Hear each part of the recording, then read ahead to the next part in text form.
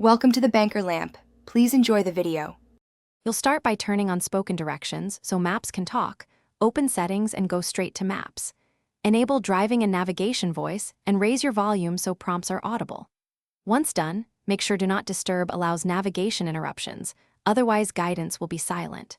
Next, confirm the Siri voice and language in Siri and search so pronunciations match your needs.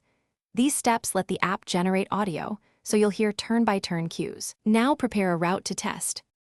You're now configuring how and where the voice plays. Start a route in Maps and tap the little audio icon.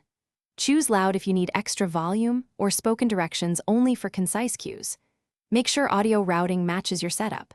Select Bluetooth for a headset, CarPlay for the car, or iPhone speaker for solo use.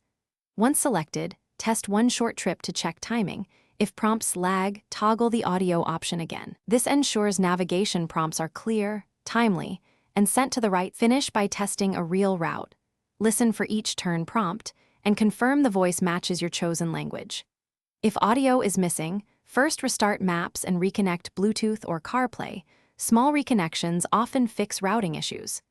Make sure volume limits aren't enabled, and if problems persist, reset Siri voice settings or update iOS to the latest version. One key troubleshooting tip: reboot your iPhone after changes. This clears cached audio states and usually restores spoken directions quickly. Thanks for watching. If this was helpful, leave a like and consider subscribing. See you next time.